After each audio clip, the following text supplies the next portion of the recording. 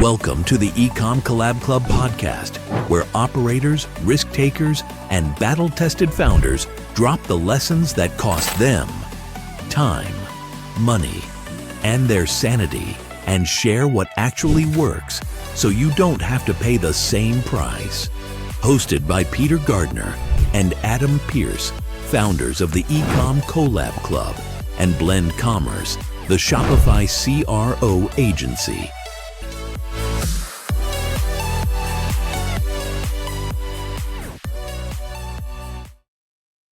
Alrighty, so Q4 fulfillment, smooth sailing or a total shit show. Now, look, let's be honest, it's usually one or the other and never really the smooth one you're hoping for. So today we're talking about stock piling up in the wrong warehouse, couriers experiencing delays, which, let's face it, translation is your parcels on a mystery tour of the UK, or you've just ordered 5,000 pairs of the wrong socks. So on that note of socks today, we are diving into the glamorous chaos of Q4 with someone who's lived it all, Andrew Kemp, the founder of Bearkind. Now, his brand sells bamboo socks that literally save animals. Yes, that's right, saves animals. And he's going to give us the playbook for surviving peak season. And I'm sure we'll discuss how he and Rich hate the fact that I don't wear socks. But Andrew, for you today, mate, I am wearing socks, which you've already established. So there we go. Great looking socks, best socks, amazing socks. Andrew, welcome to the show. Kick us off. For anyone that's not like me and doesn't have a drawer full of animal saving socks, can you give us the quick story of Bearkind? Sure. So it started by my wife, Lucy, who is actually not on today because she's just coming off mat leave. We had our darling baby boy, Charlie, a couple months ago. So she's been working hard there and I've been working the business. But started 2018, Lucy basically wanted to save the world's animals. And we thought, do we start a charity or do we start a business? And there's so many great charities out there. We think they just need more awareness. And so you guys know how much money we spend on marketing every day, in and out. And what that can do can drive millions and millions of impressions, which a charity really just can't find the budget for. So that's kind of why we decided to do Bearkind. And I didn't really understand, the profit purpose connection super quickly to begin with, if I'm honest myself. And so we started a YouTube channel kind of sharing kind of that journey and how powerful it is to connect a purpose to your business. And that's why 10% of the profits from the sock go to the animal in the sock. Imagine what the world would be like if everyone donated 10% of profits to a cause that made sense for them. Rich, for example, with Uncle Matt's hat, what a great connection and just what that would do for the entire world. So that's kind of the whole idea. We started with plastic t-shirts, metal straws, bamboo socks and recyclable totes. Funny enough, no one ever buys totes. They just appear in your life. Metal straws, bit of a fad. Plastic t-shirts, can't really feel that. But bamboo socks kind of took off, and then hence why I'm wearing a pair of socks and I'm trying to make this brooch a thing, but never mind. We're here. This is to be released soon. So guys, look at this. Otter's amazing. Just back up. Sorry. Off script. Were they Christmas hedgehogs that you just flashed and then took away? Bestsellers coming back. Christmas hedgies. Okay. Gorgeous. So the future Mrs. Evans won't be watching because she has a very boring job that requires her full attention during these hours. But yeah, Christmas is sorted. She is quite the fan. We used to have two hedgehogs in our garden called Gary and Barry. And yeah, big fan. Hedgehog house. And Andrew, I need to jump in this point because I'm currently doing this podcast from the same building as the British Hedgehog Association. So we need to talk after this because I need to hook you up. We might be British Hedgehog Preservation Society. Is it those guys? BHPS? I think so, yeah. That's who we donate to. They're amazing. You call them up to do their donation. And like we do it once a year at the start of the year. And you always get this lovely lady on the end of the line and says, I'd love to take your donation. Oh my God, thank you so much. You send them a bunch of socks and it's a nice one.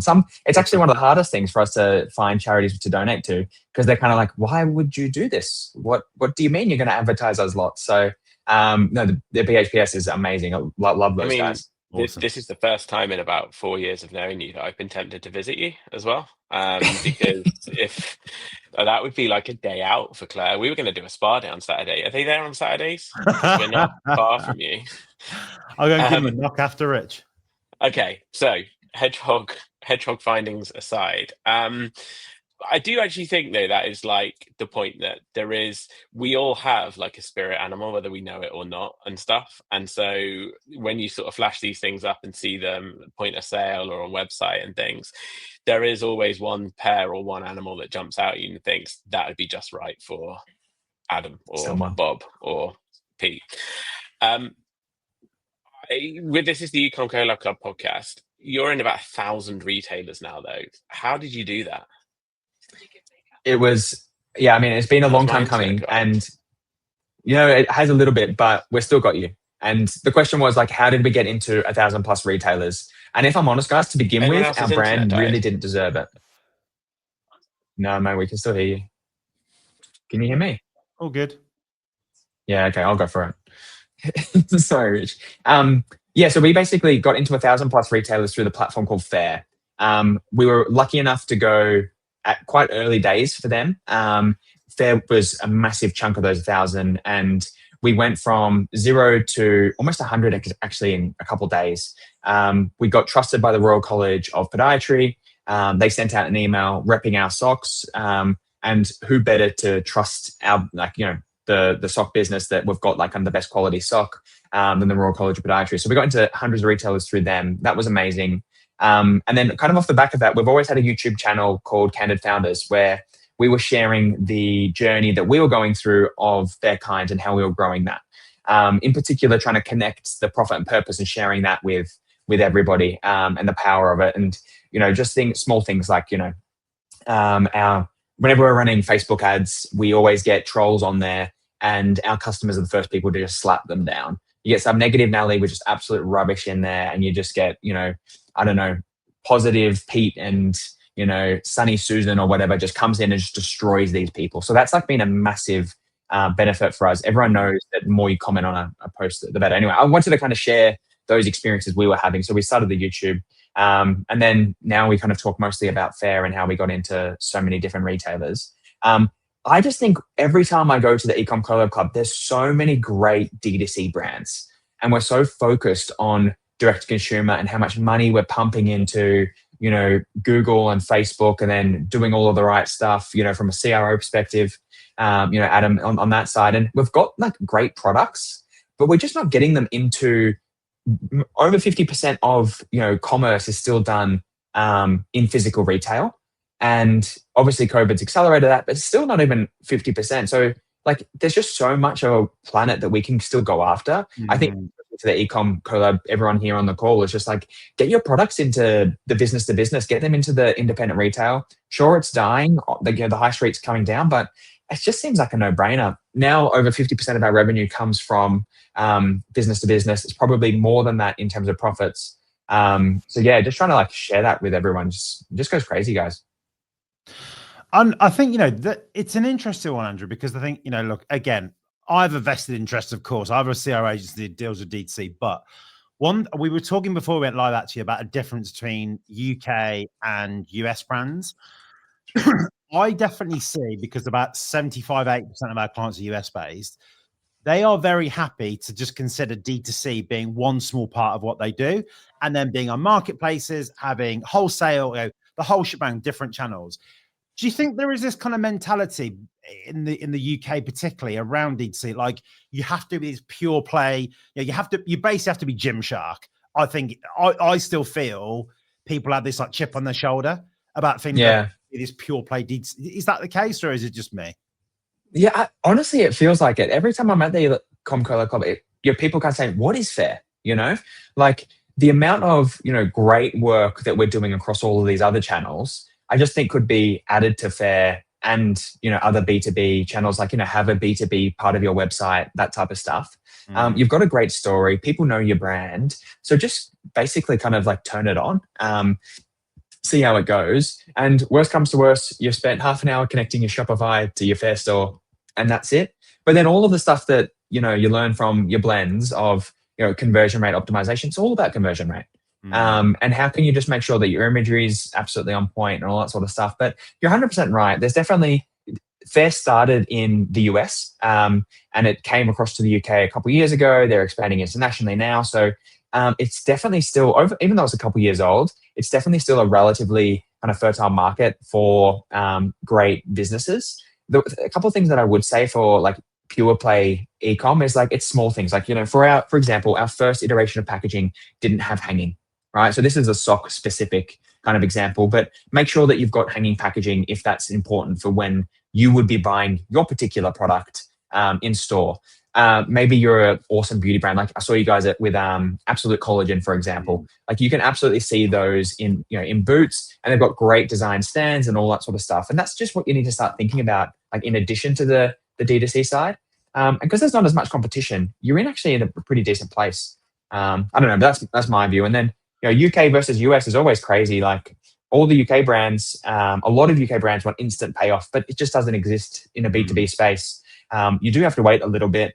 And I think the US brands understand that, but those UK brands that do understand it, go for it, and are making a couple $100,000 pretty easy. Absolutely. Rich is back in the room, so hi, Rich. Woo. Good to see you, mate. Thanks for joining us.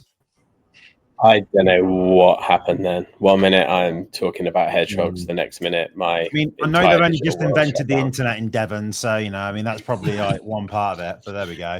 Do you know what though? Everybody else in this room absolutely fine. My MacBook, nah. So apologies. Oh well. Problem with live TV. I'm going to dive into your question actually. So, Andrew, we're talking obviously about Q4 today. I think, people like us make a big thing of it, the whole Black Friday, Cyber Monday, try and scare people into buying from us, all that kind of bullshit. But I think, look, realistically, when you think about Q4, obviously since sort of 2018 when you started the business, when was the first time you were kind of like, shit, this is actually a really important time of the year for us? It's such a good point, because I think there's so many brands out there that are like, we're clothing, fine, we do summer or we do winter or something like that, kind of intuitively makes sense. Sunscreen products, what have you, maybe beauty is a bit more year on. But for socks, we are so heavy on Q4. We do like 80 to 90% of our revenue in Q4, which is just crazy. And then the bulk of that is in November and December. And then the bulk of that is in December within those first 10 or the first 10 days of December before kind of the shipping starts to really slow down and people don't have that confidence. But it took us way too long. And I would definitely encourage so many businesses to just kind of like go on Shopify analytics, last year, and just see what your monthly revenue looked like. And for us, it really slapped us in the face, I think, when we were first getting into it, like at least a little bit of scale. We got to 250K of revenue, I don't know, maybe 5 or so years ago, and we were shipping everything out of home. And that's a lot of socks. So we thankfully had Lucy's mum at the time kind of doing all of that fulfillment. And it was just, we were just up and back to the post office all the time. And I think that was when, because we had the shipping in-house, that was just like, wow, we're not going to be able to do this. So much so that I think it's a slap in the face when you start slowing down your marketing spend to actually think about, what am I doing on my operations? I think that's the worst part. So if you that's probably the first tip. If anyone here is ever turning down their marketing when they've got successful, profitable marketing because their operations can't deal with it, that's just the worst. And you probably need to think, maybe your current operation isn't working, because it shouldn't be like that. I reckon we could replay this in 6 months and this is going to be the first Q4 that slapped you in the face, because if it's the first time you're doing it with a baby, everything is 10x more difficult with a baby. But I think, look, I speak to clients mainly about their CRM needs for Q4 and stuff, but I do like to kind of be that full rounded guy that sort of says, are you going to be able to meet these needs? Most folks taking on forecasting for Q4 seems to be educated guesses at best. What do you do? How do you approach it? Because, you've got so many different channels to think of. How do you tackle it so you don't end up selling out before December even arrives, or conversely sitting on a pallet of Christmas hedgehog socks come January with nowhere to put them? Well, the answer to that question, Christmas hedgehogs at last. Well, it's not the hedgehogs because they sell like wildfire. But mystery boxes, my God, do so well. If people don't do this yet, get on them. I think they're one of the hottest things right now. Great way to get rid of that kind of Christmas stock. So that's the end kind of point. The start point on inventory planning. We've just got this awful Excel sheet. We've tried to automate quite a lot of it. We were using Predico, and that was really good. But the only problem we had with Predico was just we've got such large minimums that it wasn't really kind of taking that into account. But we recommend the guys at Predico for that. And then we just got this Excel sheet that just kind of works down, okay, exactly how much did we do last year before that, and then how have we gone so far this year. I think one of the more spicier takes that I did this year is I turned off all of my paid advertising, and I just focused on CRO, SEO, and email, and making sure that the traffic I was sending to the website was going in the right direction. And so, I'm 3% down year on year, but I'm not doing any agency spend on paid, which is a great position to be in, not spending any money there. So profitability is way up. And so when I came into inventory planning for this Q4, I know that I'm just going to be adding fuel to the fire because my conversion rate is like 25% up or something just from the work we've done on CRO, which just means, my 3 times ROAS is now like a 3.75 times ROAS, assuming whatever I had last year. And so we're kind of taking the view of like, oh, well, maybe we'll do maybe 30% more and then inventory plan to that much. And then you're kind of going, I think the one thing to think about it from a stock business and maybe from a finance perspective is like how quick are your inventory turns, because that's really going to determine how much money you can like put behind your marketing. So we're kind of sitting there being like, okay, well, we're gonna have this massive pile of stock. We're going to go through as much as we possibly can. Worst comes to worst, we slow down the marketing, we up profitability because the algorithm will find the most profitable customers and maybe I don't have a 3.5 times ROAS, I have a 4 times ROAS. And then the last part of that is having a warehouse that can manage your workload. And if you are a super seasonal business like we are, there's a very, very, very small chance that having your own warehouse makes any sense, because my peak is in November, December, but a non-alcoholic brand is going to be in January. Beauty maybe in January, kind of as people start to think new year, new me. But I'm totally dead. I turn off all advertising. I go from like tens of thousands of orders per month to a couple hundred per month, and it just goes through the floor. So that having I think the right business model as well to make it sure that it works, because those guys just take the capacity that they've got and they put on me. We use Sprint Logistics. They've been amazing for us. We've got like our stocks in Heathrow, which is also super helpful to be able to kind of go in and visit. But having those guys then just not even worry about almost like what our planning is, because I think the educated guess is exactly right, Rich. Like you're kind of sitting there like, maybe it's 20%, maybe it's 30%.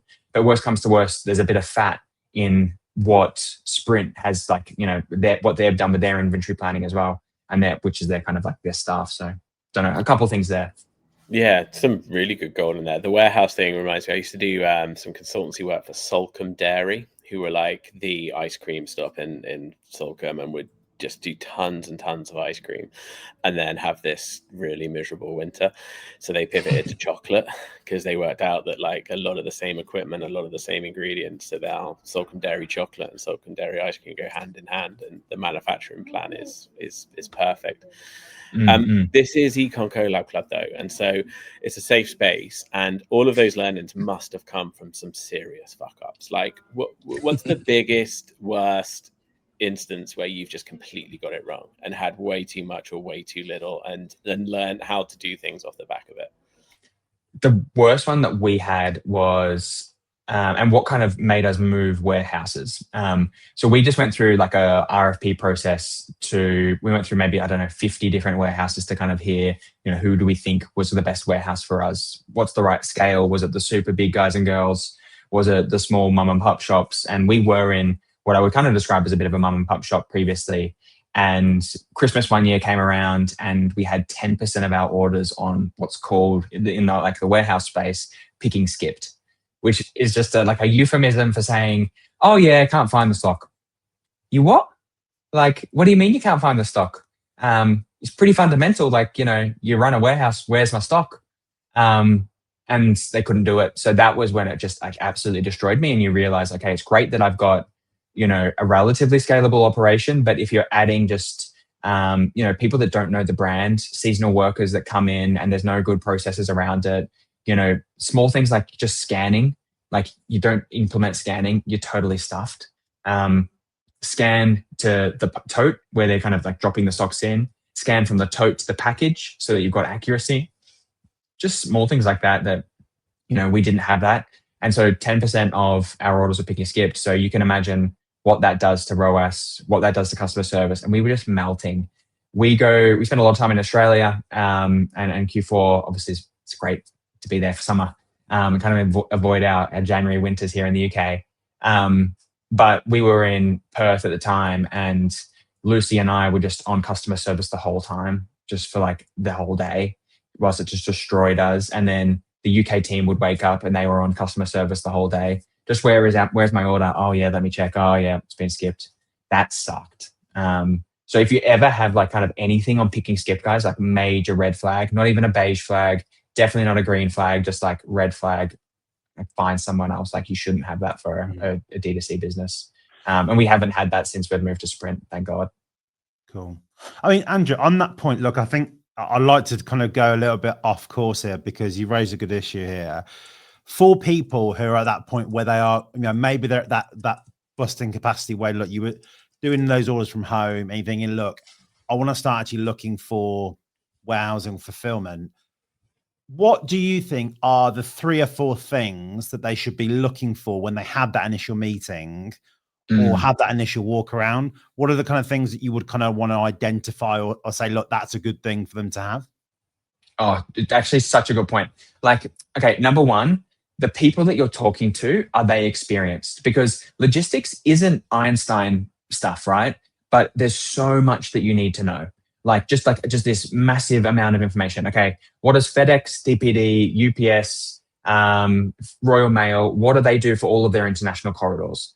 And that person that's been working in logistics for 10 years, 20 years can instantly tell you, bang, okay, you want to use a FedEx Connect Plus DDP service to the US. You're not going to use every because that delivers to a post office in the US and doesn't go the final mile.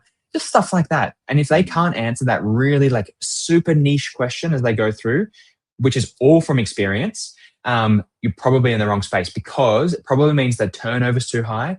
Whenever you've got a question, they're going to be going around the houses. You just want to be able to go to one person. So we speak to Natasha and she goes, yep, here's the answer. Bang. If she doesn't know the answer, if she's been in logistics and packaging for 20 years. Same thing with Pat, who's kind of, her manager and manages us there. He's been in the same space and it's just that. So experience. If you're talking to a salesperson and they're not experienced, then, good luck trying to find, whoever's managing your account with experience, right? Because the salesperson's super incentivized to know everything. That's probably the first part. Second part is then just like, what's the system behind it? Like, I want scans, baby scans. Like, whatever that looks like from your product, just go, okay, scan from the tote to the bag to the packaging. Make sure you've got like super accuracy and don't trust that, we've got this great person. People are great, systems are better when it comes to kind of that small, those kind of small iterative tasks when you're doing hundreds of thousands of them a year, millions of them a year. So that's probably like the second part. Third part is then like, make sure you've got great pricing, and that normally comes from decent volume. So what I see is like, there's a lot of people who've got incredibly charismatic founders that have started a small warehouse, but they don't have the best pricing, but they give you kind of like, this great pitch of like how we're going to look after your product. It's going to be amazing. That's great. But you need someone doing multiple pickups a day so that you can do that next day shipping, especially come Christmas. That's, for us, the ability to just have an extra pickup for like 5 more hours come Christmas is worth tens of thousands of pounds on that final day that we can make the shipments, right? I can just give that extra level of certainty to my customers. So they're probably like the 3 thing: experience in the people, make sure you're getting decent volume, and make sure you're using like technology. Something like those 3. There's probably more, but that's what we found when we looked at Sprint. And then like when you're doing this RFP process, guys, like look for multiple. Don't just kind of go, I met them, I like them. Great, works, but it might not work. But when you start looking at 5, 10 people, same thing with like when you're interviewing, you can then start to see, okay, actually, well, the big guys are a bit too big for me. They're not personal enough. The smaller guys are not great enough in terms of pricing. It's kind of that like Goldilocks period. And that's what we found in Sprint. And so, like would recommend them. And just like, I got confidence at every single point, I left there feeling like these guys look after their business well. They look after my business well. Love it. And I think, it's this kind of stuff, Andrew, is brilliant because I think, it's nice to kind of have that perspective, someone who's kind of been through that and done it and had to verify it. And I think, again, I know I'm doing a lot of Brit bashing today, but we are very obsessed with price, aren't we, in this country? And I think, in other parts of the world, it's more about, like you said there, okay, what am I actually going to get from a service level? Like, what is a level of knowledge? And kind of, the pricing element then kind of comes as a secondary element. So really, really useful. Rich kind of, I suppose, then was talking about, a moment ago, so when things go wrong. I want to go back to, obviously, in terms of about the mission, obviously, of Bearcon, obviously, the way you guys are set up. Do you think customers kind of give you a little bit more leeway when shit goes wrong, in terms of not getting, or are they like literally like, mate, where the fuck are my socks? Is it? Do you think it helps anyway, or do you think it really doesn't matter? Yeah, 1,000%. I mean, there's only so much that you can do to, do business in the right way that will let people forgive you if you don't just deliver the socks. We're here to deliver the socks. Like, I want to be FedEx, baby. Delivery in a day. You're always guaranteed to get it. And there's definitely a little bit of leeway that you get there, for sure.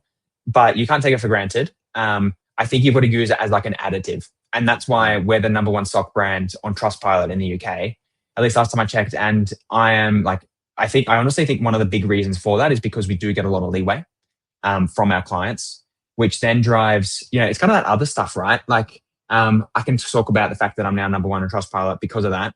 That gives me an instant halo. Everyone, loves kind of the Trustpilot, branding perspective. That then gives another instant halo to, when you're looking at business to business and you want to go in through distributors, right?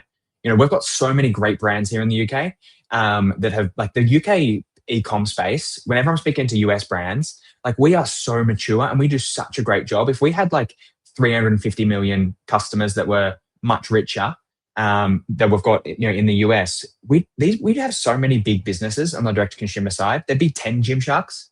And so, like, I don't know, that just kind of way of saying, like, it definitely helps. And then just have like a relatively personal, person on your customer service. I mean, I am super anti big sock. I am all for little sock. And big sock on Trustpilot have awful reviews and they've got awful quality, and all they're doing is just kind of like chatting dribble on the sides. That maybe it looks good, but big sock just, like, they just don't nail it and they don't have those positive halos. So I don't know if you guys can connect something to that. I think it really helps. And just do it for what makes sense for your brand. You know what they say about big socks? Great. I don't know what to go there. Most of my audience, so my ICP is what we call M&S mums in the UK. So I haven't done the big sock energy stuff yet. I don't know if that would work. I'm small sock energy. Like, I'm Move it on. Andrew, guys, I also want to do a shout out to Vibas. I actually know Vibas.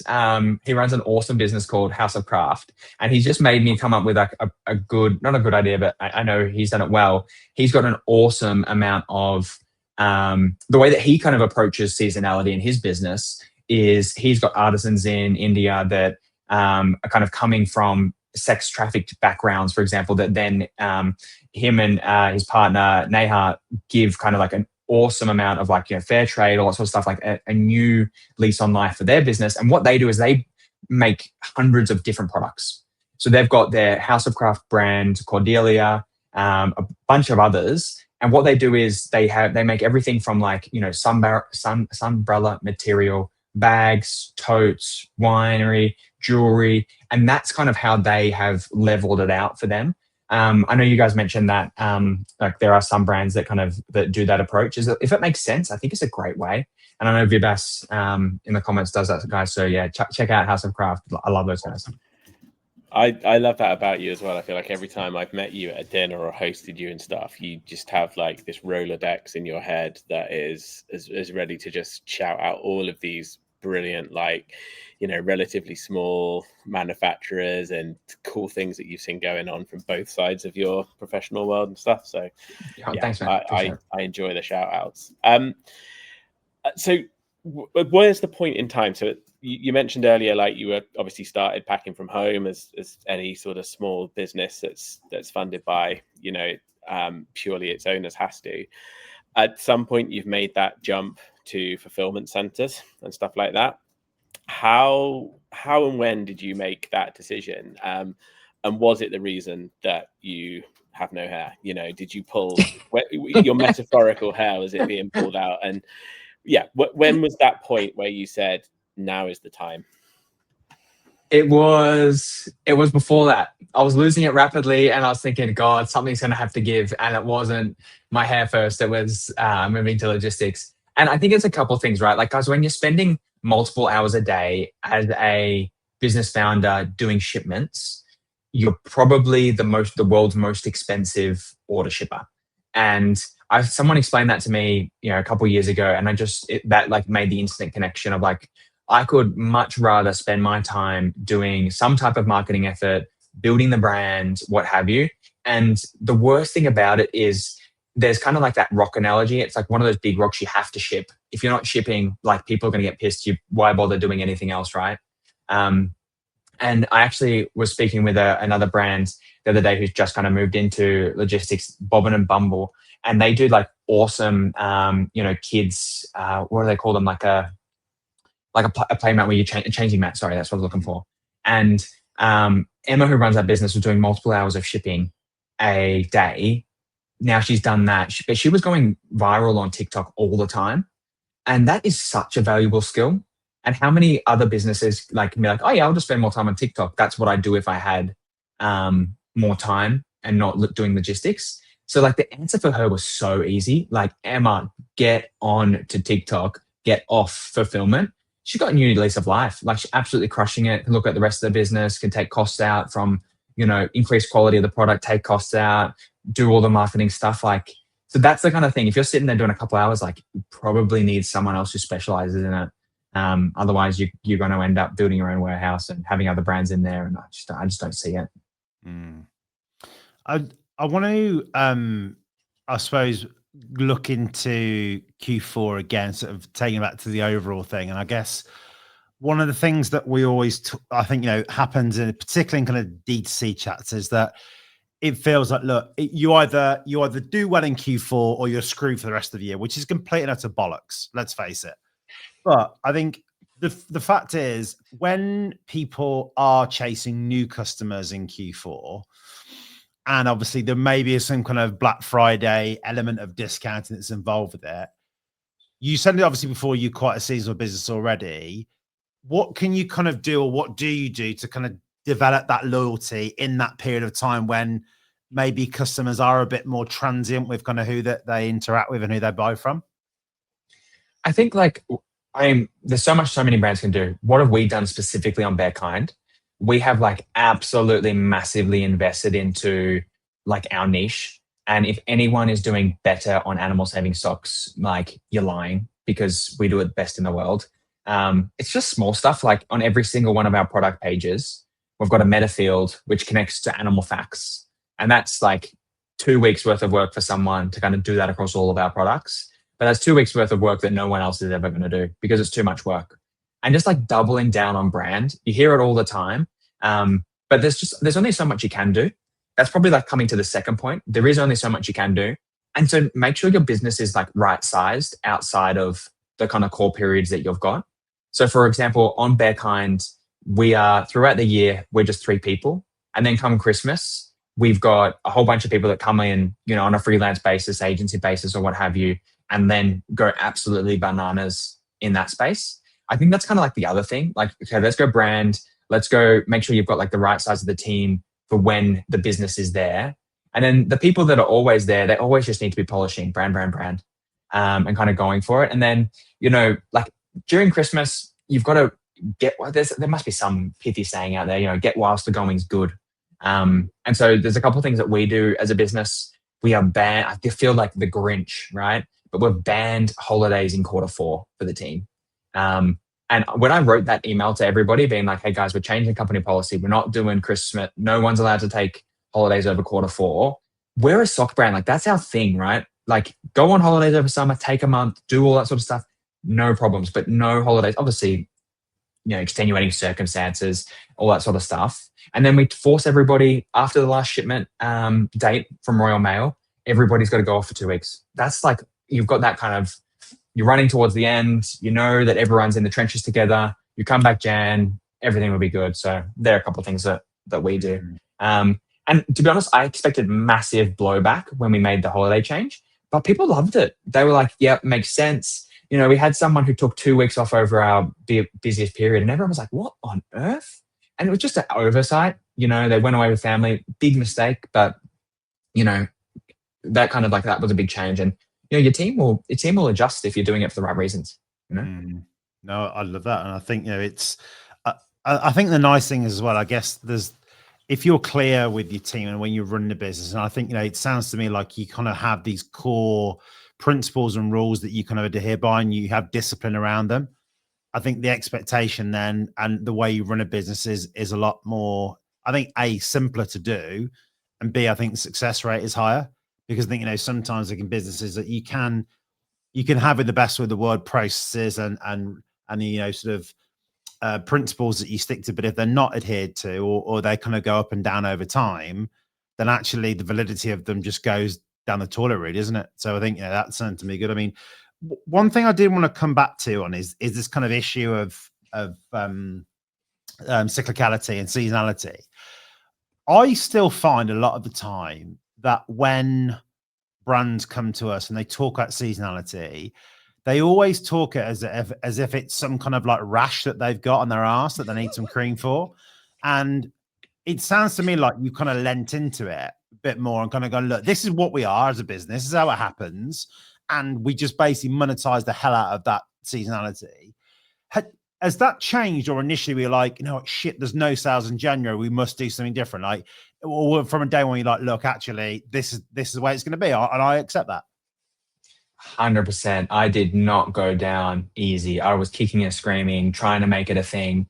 Mean Girls, they're like, stop trying to make fetch a thing. Like it wasn't a thing. And that was such a shame because I wasted probably 2 years where we were just like flogging ourselves silly, absolutely going for it and trying to make more sales, ginning up campaigns, working on seasonal campaigns, just like trying our absolute best. Probably not doing as much build on like improving the website, all that sort of other stuff that you do, trying to build out, your email flows with your agency, that type of stuff that you want to do. We just didn't put enough time to it because we were so busy just trying to make trading happen. But like the end of the day, people buy socks at Christmas. Like just lean into that. Same thing with like non-alcoholic brands. January is going to be your biggest period. Go for it. You're selling a soft drink, a soda.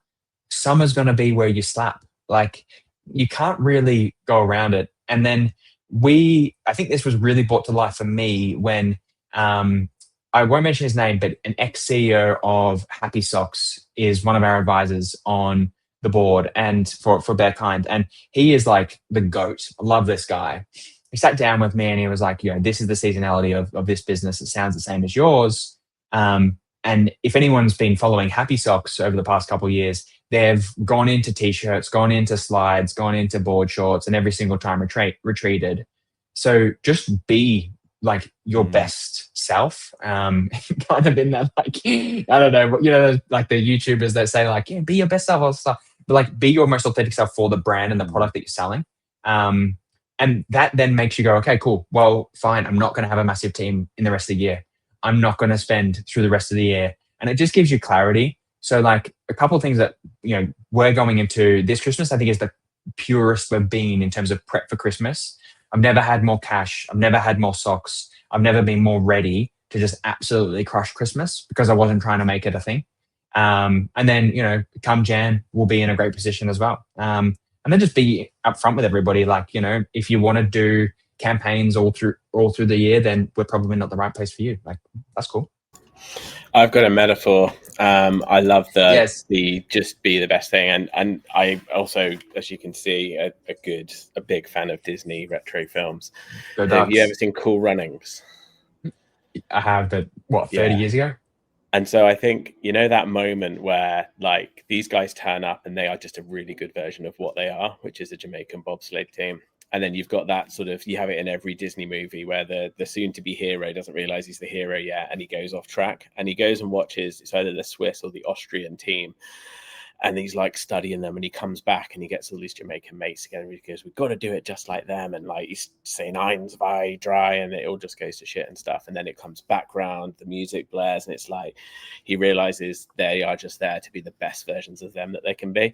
And I think too many brands, like you've just mentioned, do that moment where they're like, right, I know this is good, but we need to go and be like these big guys, and we need to make these big money. And I've sat with so many clients where they're like, right, we're going to pivot and we're going to do this. And I'm like, you're not even the best version of yourselves yet. Like, and I've done it myself as an agency. I've looked at other agencies and thought, maybe we're doing it wrong here. And, we need to be like these guys. We need to do things bigger and better. But I think you really I love that message of people buy socks, and until we are the best people, the best sock company in the world, we're not going to look at doing anything else. Yeah, yeah. I'm sure there's probably a better way, but it just makes more sense. Andrew, I wanted to ask actually on the subject of like Q4 and kind of getting feedback. Have you kind of have you sort of ever had any messages from a client a customer rather has either made you kind of shed a little tear or maybe do a little wee? I mean, whatever your kind of, bodily functions are when you're happy or feel emotional. You guys have got like great questions. I will say that. I think like probably maybe not a cry, but definitely the laugh. And I mentioned it like before was when the connection of like profit and purpose. And when you just watch these like negative people get absolutely walloped on our Facebook comments. We get these Facebook comments every year that are just these like, I don't know, gotcha people that are like, well, how much are your top CEOs getting paid? Like CEOs, there's not multiple of them. And I tell you what, they're not getting paid that much. And you kind of sit there, you're just like, who are these people? They're just so negative. But then you just see them absolutely get destroyed. And I love it so much. And I lean into it and I talk back to them and I speak to them and I tell them about our service. I obviously do it in like the positive way for our brand tone of voice and all that sort of stuff. But every single comment I get back from these negative people is a positive signal to the algorithm that this is a great ad. And I can't say, I don't know how many ads we've got now, maybe like 4 or 5 with like thousands and thousands of likes, comments, reposts, where it's been slightly controversial. That's probably where like, maybe not like a tear, but it's just like a smile. It's like, yes, we did a good job. This was the right decision for us to kind of go, connecting the profit to the purpose. And so that probably those ones. And then obviously you get naturally, I think running a product business, you do get like great stories all the time. We recently, gave some socks to a child, or like quite a lot of socks to a mother of a child who had just was going through chemo, and the kid had named all of the doctors and the nurses over or after animals. And so that type of thing, like, the mum sends in an email, you just think, oh my gosh, like, what are they going through? And that's probably like where the kind of tears come through, outside of a Q4 perspective. But I don't know, I think all businesses have kind of something like that. Whether that's an absolute collagen. Lucy's using absolute collagen and she's looking awesome. Like the skin just absolutely glowing. My mum was like, wow, like Lucy, your skin looks fantastic. She's like, yeah, I use absolute collagen. Like, that's pretty cool. I don't know why I'm like I don't know why I'm a billboard for them. Yeah, just great product. Yeah. Oh no, that's really good stuff, and lovely to hear us. And I think it's, but as you had, like you say, in that situation, with that little one, it probably costs you very little. Oh, there we go.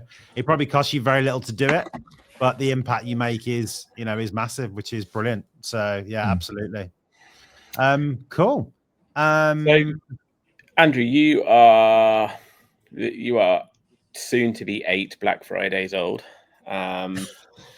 If my maths is right, 7, maybe. Close enough. Feel like that's give or take 1 or 2, yeah. Which it's like dog years, I suppose. That really realistically makes you about 40. The hairline for it. When you think back to like, because this is like literally your Christmas that you're going into now, whereas other brands, their Christmases could be summer or it could be January, the new year, new me sort of thing. Shout out to Absolute Collagen though, great client. They're you guys. Yeah. So when you look back? Rick, just pause. I have a little like noise that I haven't used yet, so we could do Okay. like every time there's a clang or he drops a client name. There we go. Okay, yeah, clang. I like it. Bob's going to be fuming when he watches this back that you found sound Who cares effects. about Bob? Production qualities have just gone. Whew. So when you look back, and I guess that you're a business, every year will have got bigger and bigger, but it's all relative. Like when you look back, what's been the best ever Q4? Was it the first one? Was it the last one? Or was there just one where everything just fell into place and you nailed it? I think probably the first one when we went like, it was basically a point where we went from like, tens of thousands to hundreds of thousands of pounds revenue in a year. And that was when we just hooked up ads. So, I'm shouting all about Counterfeiters on the B2B side, but the direct to consumer side, once that hooked up, like every brand I know that is big through Facebook and Google. And that's kind of where they've made a lot of their connection. And TikTok is starting to come up there as well. But if they're not spending heaps through paid on those two channels, and I think that was probably the first year when it just got right. And the connection for me, I think there's a lot of people that like they think net profit first, and they kind of sat there being like, okay, like I just want to make sure that I'm every single one of my sales is kind of dropping through profitably. But actually, the most important thing is sometimes you just need volume of profit on the gross margin side. So your revenue minus your COGS and your marketing, that's how we do it, and shipping.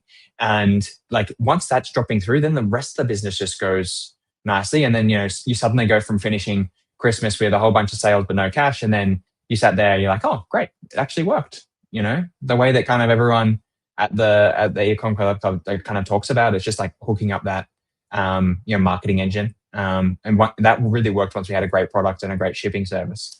And I think the other part of it is like, probably once we made that connection that the person making the person dealing with customer service and like the back end implications of operations cannot be the person making the decision on should we spend more marketing, because they're sat there being like, oh no, I'm going to get 10 more tickets, and they just see the pain of getting more kind of like problems. And I think like having a separation of duties of like who's the person that makes the sales and then who's the person that fulfills the sales is almost like, okay, it's forced on you to be like, okay, these are the sales I need to fulfill. I'm going to do the best job I possibly can. And the salesperson is going to get as many sales as you possibly can.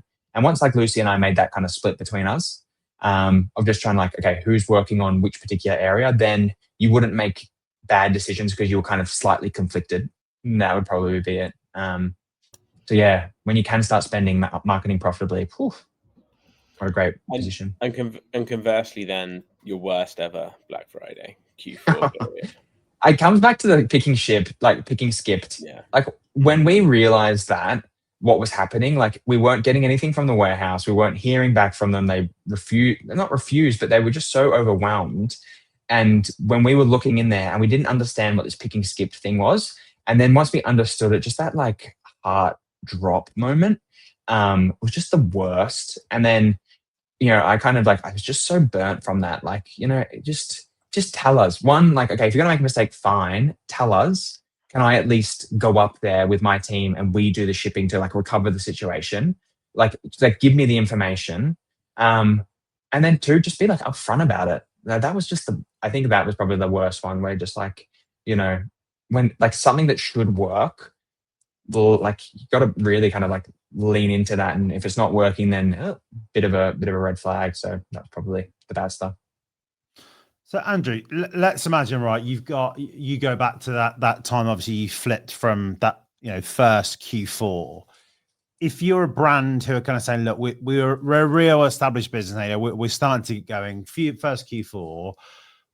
I guess, look, if I say, look, what's the Andrew Kemp guide to, 3-step guide to not completely losing your fucking mind over the next, 12 weeks? What is it?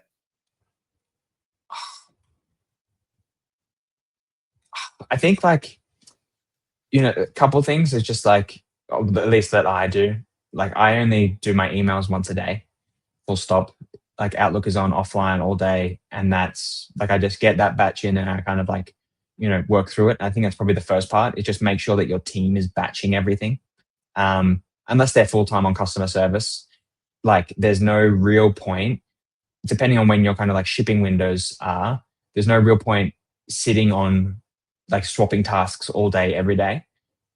And I think your team, like customer service teams, are really like, could probably deliver a ever so slightly worse service. Like maybe they don't respond in half an hour, they respond like twice a day or whatever that looks like. But you're going to get people that are just sat on their emails replying to you. And that might be like a okay customer interaction for that particular person, but it's not going to be for the thousands of customer tickets you've got flying in. So that's probably like the first one on batching. The second one is then just like on profitability. Like I want to sleep well. I don't want to sleep like a baby crying and waking up every couple of hours. Like I'm kind of sitting there being like, oh, well, let's make sure that every single time I get a sale in, is it profitable? So we do a daily P&L, which is essentially like I think there's like maybe 4 or 5 different things I put in. I put in online sales, net online sales, shipping revenue, total store or total Shopify sales. And then I have percentages that just work out based on last year. What was then my cost for shipping, cost of goods. And then I put in my Facebook and my Google lines. And then I instantly get back, am I profitable today? Can I spend more tomorrow? Or should I spend less? And having that, knowing someone else is looking at that every single day, up and down on our our marketing spend, which then is going to be up and down on our revenue, is like so crucial. And then the third part is just like look back on what happened last year. Like there are no surprises. If you've been running your business for the same, for a couple of years, like it's gonna be pretty much the same. And if it's like wildly out, then look at that. What's happening? I've got like a dashboard that is like my first homepage for Shopify, which is, I think everyone's got there, but just make sure it's got your online sales, like make sure it's like quarter specific. So for in quarter 4, I'm looking at online store sales. For the rest of the year, I'm looking at B2B sales. A simple one.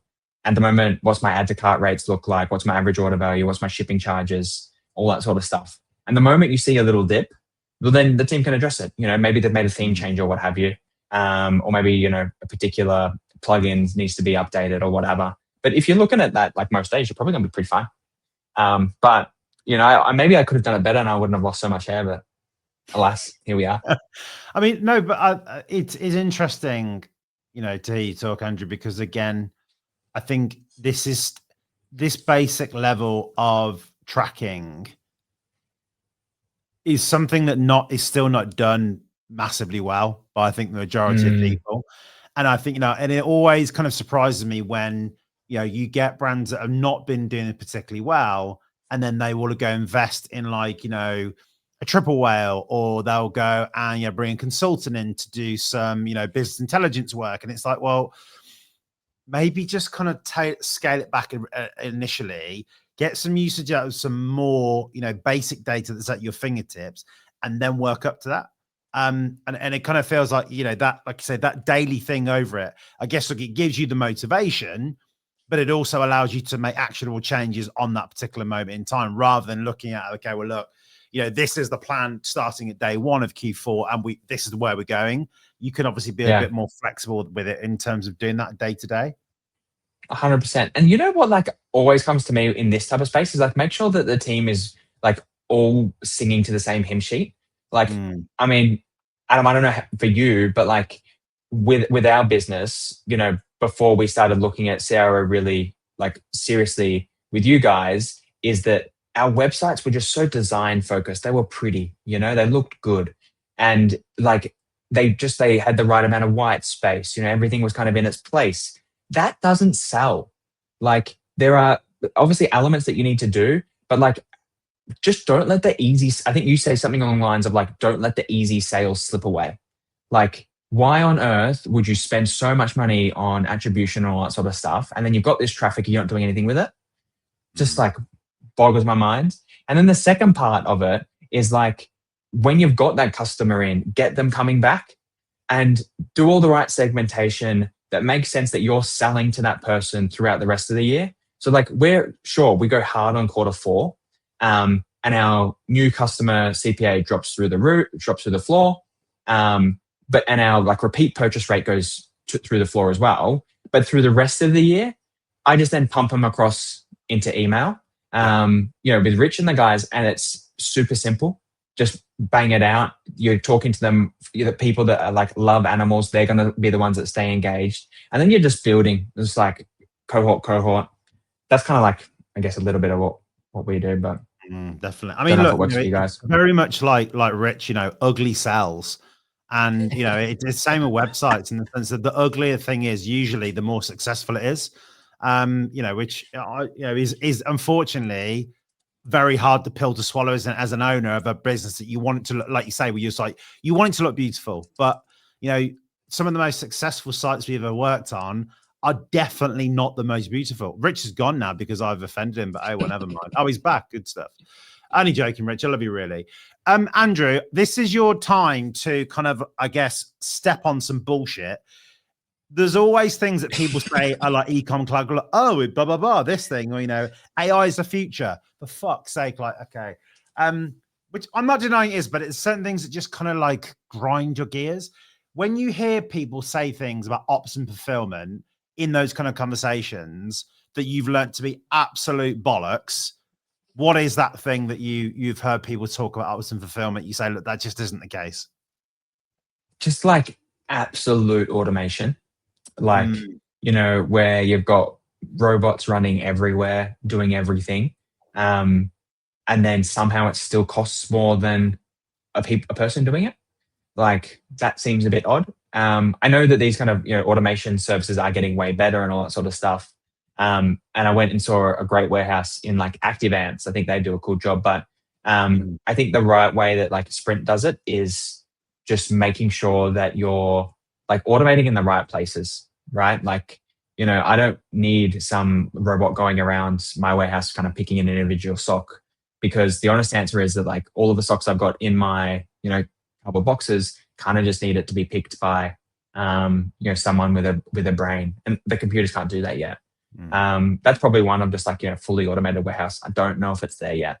The other one is then just like, I think I see so many people that they're just nowhere near big enough, and they're spending way too much time on reporting, and they're not just like, someone explained it to me the other day. This guy called Salil explained it to me. He said, sometimes these big company people come in and they don't realize that all they need to do is just have someone on the corner selling the bananas, just calling out in the street corner, just doing sales. And like, what's the thing that you need to be doing for your business right now? And I think sometimes for people that's brand, that they just sit there and they're like, oh, I'm building a great brand. Okay, great. But like, brands don't get built if they've got no sales. Like, you're not really like, it's like product brand market fit almost. Like, you want a brand, great, but like, if it's not getting sales, then who cares? It's doing absolutely nothing. And there's one competitor I'm thinking of, amazing brand, but who cares? They do no sales. Like, they're never going to be relevant. Don't know. That's probably the other thing. Just like brand. Okay, next. But where's your sales, man? Before we close out and see if we've got any time for some quickfire questions, I'm throwing in a bonus question based on something we touched on earlier. So you're not prepared for it in any way, shape, or form, but I feel like you're going to be okay. I want you to give us your quick Andrew Kemp Christmas gift guide. And I want you to imagine that you've got some beautiful friends, Adam and Rich, and maybe not so much you, Rich. A loving marriage. They've had 2 children, a boy and a girl. I hopefully with Adam's looks and my brains. Can you just talk us through from your like Rolodex of your favorite small businesses and creators that you work with? What would be your gift guide? I mean, obviously outside of these bad boys, if you know people with feet and who choose to wear socks, we have 2 people on this show that, do have feet and do wear socks. It would probably be obviously us with our Bearkind socks, animal saving socks, that type of thing. Other brands that I love. I'm super into health right now. And I feel like not enough people are in some respects, but like that guy, the Brian Johnson guy on Blueprint. I'm loving what he's doing. I've just started taking his stuff. I've never felt better. I feel like $1 billion. Like this guy is $1 billion. I feel like $1 billion. You know what I drink now in the morning? 50 ml of olive oil. I've never felt better. Like, what a weird thing. So November, it's called November Olive Oils. I've never met whoever runs it, but awesome business, tasty. And so I just see myself like with a little, Pyrex mug. I'd be giving someone a Pyrex mug, some olive oil, and some Brian Johnson Blueprint stuff, plus our socks. So that's Adam sorted. What about the kids? Any Yeah, good, I mean, that's good all friends? completely up my street. So that's great. Kids, I love these guys. Look at that. Animal That's so saving kid cute. socks result. These guys are coming out in November, so we're just going for the tiny tots. Outside of that, I then have to also give a shout out to some of our bigger retailers. We work with the Essex Wildlife Trust in particular, Twicross Zoo, and just going out to those places and spending time with family. We sell products, but there are a lot of services out there that do an awesome job at saving animals and helping animals. So it'd be those two guys, the Twicross Zoo and Essex Wildlife Trust. Obviously all of the wildlife trusts across the country doing a fantastic job. But yeah, you can obviously pick up a pair of socks there and you can get a great day out with friends and family. So those guys. Absolutely. Andrew, as always, mate, it's an absolute bloody pleasure to talk to you in any capacity. And I think, like Rich said, the things that you tell about on this podcast really are massively valuable. And look, sometimes we don't always get that from our guests on this show. And I don't mind saying that live on the show, but you always literally produce the goods, mate. So thank you so much. Thank you guys for having me. If you want to hear more, about what you described about Fair, more of the business, I guess, where should they go? What should they do? Yeah, guys, check out our YouTube channel, Candid Founders, all that sort of stuff. Like, subscribe, follow for more. We're just trying to share all of the things that works on how to grow on Fair. It's been like a game changer for us. It will be a game changer for most ecom businesses that I know. Go to the cinema and check out Ecom Club. And then the second one, of course, is Bearkind Bamboo Socks. BAREKIND. Rest in peace to Jane Goodall, amazing person who's done so much for chimpanzees. She recently passed, I think it was this morning or yesterday. But yeah, obviously Bearkind Bamboo Socks. So there's a lot of people that, this does donate to, every single animal charity. We work with the animal on the socks. So that's kind of our thing. So thank you guys, Candid Founders and Bearkind. But thanks so much for having me, boys. Absolute pleasure. And guys, thank you so much for tuning in. If you have liked what you've listened to today, obviously do check out more on Andrew and give us a like or review on the listening platform of your choice. And we'll be here same time next week with Ecom Collab Club podcast. Cheers. Thanks for listening to the Ecom Collab Club podcast. Make sure you like, subscribe, and join our community at ecomcollabclub.com/community.